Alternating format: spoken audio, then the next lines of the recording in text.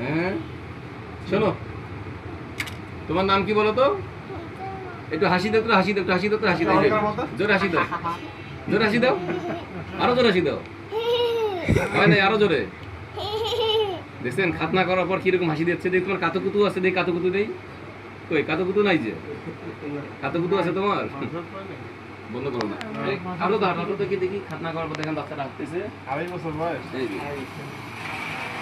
আবার এদিকে আসো, এদিকে আসো, সাইড দেন। এদিকে আসো, এদিকে আসো, এদিকে আসো, এদিকে আসো। আসো আসো আসো আসো।